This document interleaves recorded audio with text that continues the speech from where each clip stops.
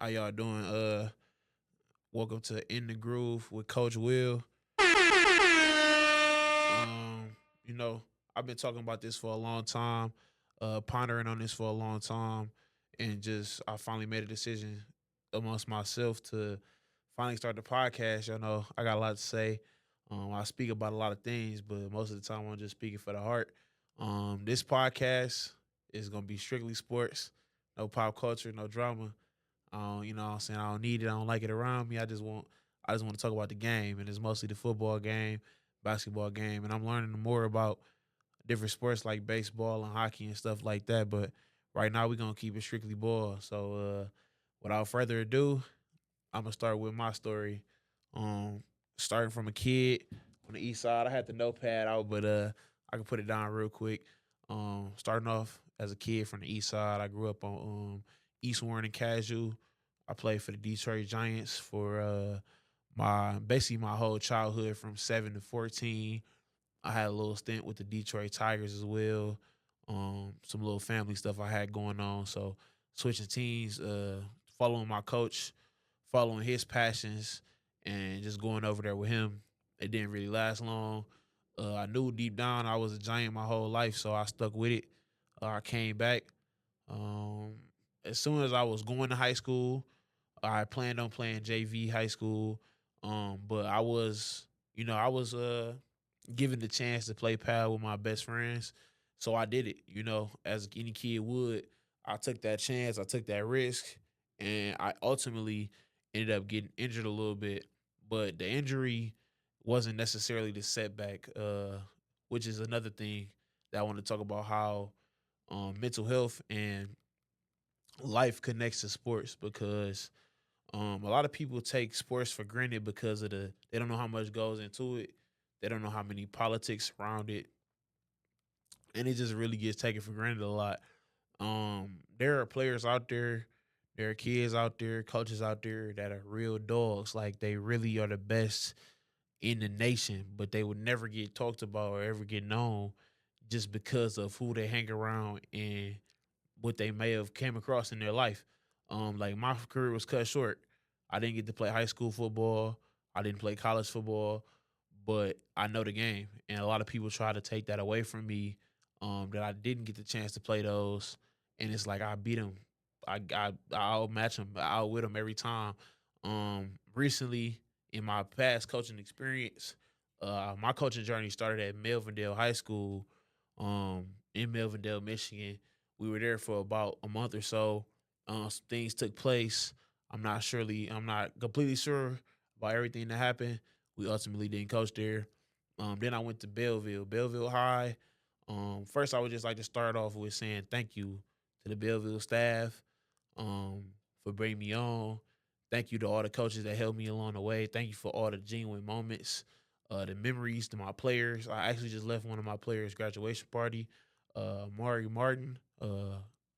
Yeah, like I just from the bottom of my heart, I thank y'all for real. So leading into that, and my next point, so Belleville was my first coaching experience, and it was a good experience.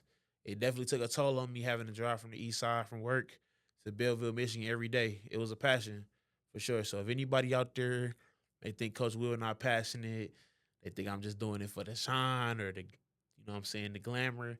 That's not me. I'm really doing it because I love the game, and I want to see kids go far. I want to see kids get a chance to do something that I never got to do. Um, and it's genuinely a passion for me. So starting off, Belleville was a great experience. I can't really knock it. Um, I do have things to say that will be saved for later dates. But I am no longer a coach at Belleville High School. I have stepped down as an offensive line coach and a run game coordinator. I wish them the best of luck. I know that they're going to be successful. I know that they're going to do everything that they can do in their power to achieve their goals. That's just not what the Lord has for me at this moment. Um, I know that coaching will be in my future. I needed some time to prioritize myself and my well being and just everything that I wanted to get done in life before I can fully commit and give everything I have to the game of football because everybody knows Once I start back coaching, I'm coming. Like I got a list. If you're on my list, you know what time it is, and I'm pretty sure you know exactly who on my list. My players, my coaches, anybody I came in contact with, y'all know who on that list, and I'm coming for y'all. So y'all know. Um, just as a summary of the year, I really enjoyed myself.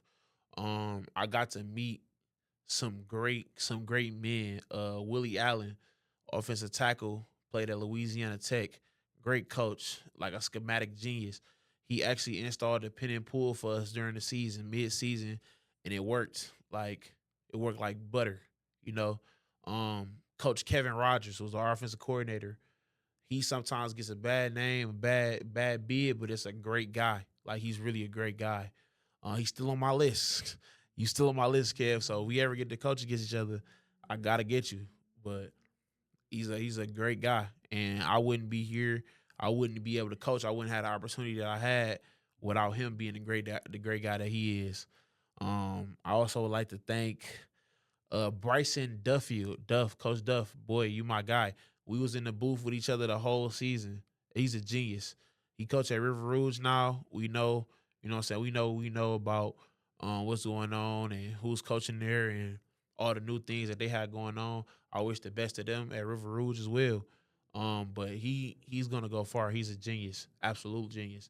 Um, you can't never really underestimate who you're around or who you're coaching with because you're gonna learn something new from everybody. I actually learned how to read defenses better from Coach Duff than any other coach out there. He's a JV offensive coordinator, and I'm the varsity O line coach. So just going through life, you can't really put a name to a face. If that makes sense, you have to really get to know somebody. You have to get to know what they know, and that's really how you get around those certain things. I really feel like the key to life is perseverance. That's the key to the riddle, and that's why you're in the groove now. That's the key to the riddle.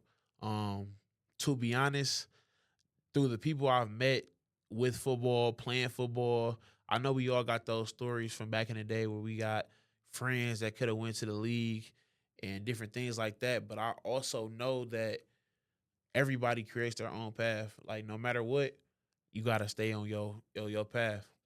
And as soon as we venture off of that, we gonna get snatched back somewhere else. Or we gonna hit a dead end and we gonna have to go around it another way. And that's really something that I ran into at Belleville High. Like I love the kids. I love the coaching environment. I love the Friday night lights. I wouldn't trade anything to be a high school coach, which is why I'm gonna be a coach again one day. Um, but you have to have situational awareness as a man, as a black man. You have to have spiritual awareness. You have to be in tune with yourself.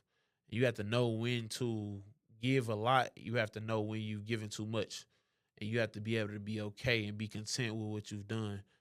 That's one of the reasons why I had to come on here and start my own podcast and start my own thing because that's just what I was destined to do.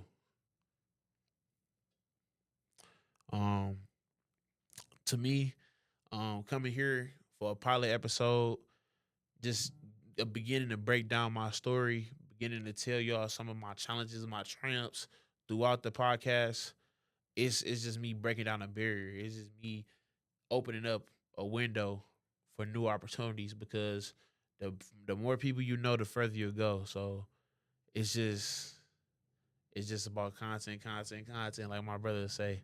Um, yeah, and I feel like for the first time, getting to do something like this and do something for myself is very important, and I feel like everybody should, whether it be sport. That's one of the reasons why I said we would talk about strictly sports and nothing else because I know y'all want to talk about what's going on in the media and what's going on with him and her and who did what and who shot John. I just personally I'm not trying to get involved in that. Um I just really want to talk about my passion. So I know I gave y'all a little bit of myself.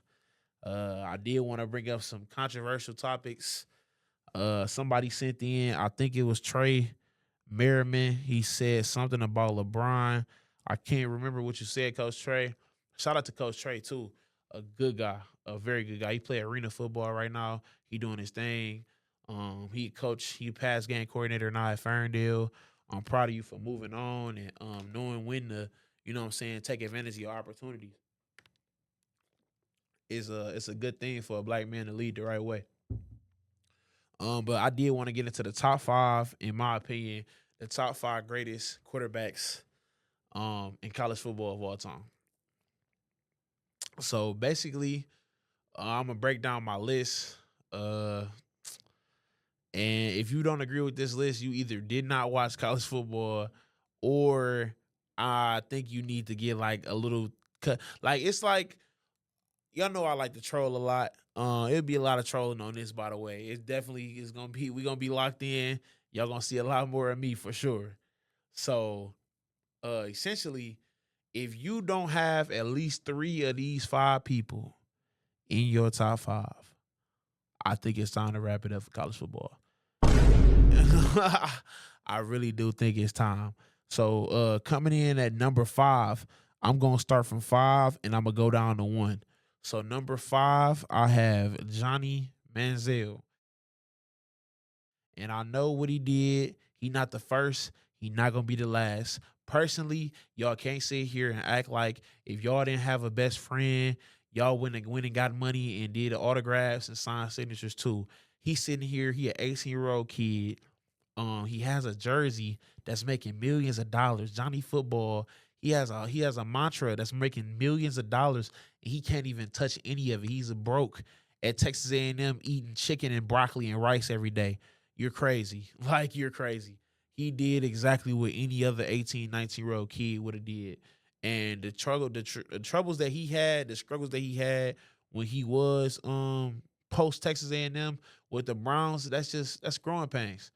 He, you know what I'm saying? He opened up about his struggle with bipolar depression on his Untold. I really enjoyed that. It was really informational. And he a top five quarterback in the college football. I'm not ready to argue about that one. We can argue about some of these other ones. We can really argue about Johnny Manziel, but like I said, if three out of these top five are not in your top five, you need to reevaluate.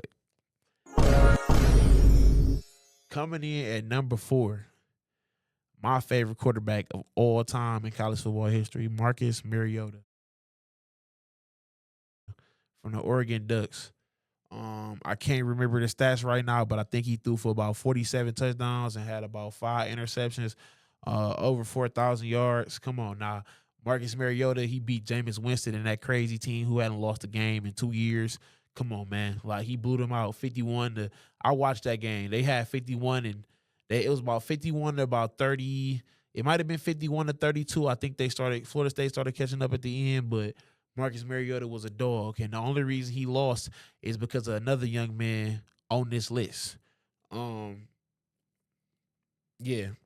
Actually, no, that's false. Marcus Mariota lost to somebody else in the championship. I cannot exactly remember. It was Ezekiel Elliott. That's exactly what it was because it was the first college football playoff. And Ezekiel Elliott ran for another 200 yards. When you got somebody like Ezekiel Elliott running for 200 yards on Alabama, there's nothing you can do. And I'm so sorry. It's just nothing you can do. All right, so moving on. I love Marcus Mariota. Number three, Action Jackson. I don't have much to say about this one. Y'all see what he doing in the NFL. Go roll his Louisville tape. Actually, I want you to go play the games against Clemson and the game against Florida State. Two different top 10 defenses. He made them look like they were pee-wee players. Like literal pee-wee players. Lamar Jackson has always been the best player on the field forever. Like it's like forever. Lamar Jackson is nice. He's that guy for sure. He's definitely in the top five, and he's one of the ones I'm not really willing to argue about. And coming in the last two, you can really change these. You can interchange them. They both were in the same locker room at the same point, and I'm really not arguing with anybody. I'm kind of not. These have to be in your top two. We can argue about three through five, but if one and two aren't solidified, I kind of don't know what to tell you. Number two, I got my guy Tim Tebow from the Florida Gators. Really, he can be number one if you want to break it down on a football, spiritual, overall great guy level. If him being a great guy gives him the extra boost, then okay, I can put him at number one. Um, but like I said, they both were in the same locker room. So I think y'all know who number one is. Number one is Cameron Newton. If you don't know Cam Newton, I suggest you go on your computer and type in 2010 Auburn Tigers, Cam Newton versus Alabama, and watch him walk down Nick Saban and have Nick Saban looking helpless on the sideline as he walked down the Alabama Crimson Tide to come back and win the Iron Bowl and then go win the national championship against Oregon. Go watch that game. It's not. I haven't really seen anything like Cam Newton. Like, yeah, there's comparisons, but I haven't seen anything like that. My bad, y'all. That's crazy when you're talking by yourself. Yeah, I know I can talk a lot though. So now that we get into that, I can summarize some of the things that will be on the podcast. I wanted to introduce Chalk Talk. I'm gonna get with some of my homeboys. I'm gonna get some live feed, maybe feedback and some things of that sort, to where you guys will send me in plays, send me in coverages, send me in offensive schemes, and we can just go over it. We can talk about it, different ways to stop it, different ways to engage it, and just really get into football and even basketball too. I might even have my brother on here because he's super Michael Jordan. I don't know why, but he's super duper Michael Jordan. But we gonna definitely get into that one day. So I'm looking on here. Let's see inspirations. I feel like my inspirations as a person have changed over the course of my going from a child, adolescence, and what I'm saying, stepping into actually being a grown man. I turned 24 in September, so it's like just getting a broader scope of the earth. Is like I'm drawing inspiration from a lot of things. One big inspiration I definitely say is my dad. I wasn't um able to appreciate my dad as much until I started like living with him and understanding the way that he moves, why he moves, the way he moves, and just understanding the ins and outs of handling things that you may not want to handle sometimes. Um, that's definitely one of my inspirations. Another one of my inspiration is all my friends. I think together in a culmination, I learn new things, different things from all of them all the time, and I really appreciate it. My siblings, um, they inspire me every day. Like I have a sister that plays college basketball at Chicago State right now. She doing her thing. I'm wishing her the best of luck. I'm wishing her health and good spirits. Everything that everybody is doing is just it's amazing around me, and I just want to be as amazing as the next person next to me. So that's really just my inspiration. So lastly, I know I've been asked a lot, or last two things. I know I've been asked a lot about coaching, where I'll be coaching. So right now, I am strictly training for the next year for sure. I won't be stepping into the coaching realm for right now. I'll be training on my Instagram, Dog Pound Training, DAWGPOUND Training 3. Um, I'll be doing offensive lineman skills, defensive lineman skills. I got DBs coming in, all types of friends that I got coming in right now, willing to train and willing to help the next generation get to where they want to be. I know a lot of people, so I'm just gonna use my resources as much as I can to get as many kids to where they want to be, and eventually, maybe one day I can start me a camp because um, that'd be very massive. That'd be big.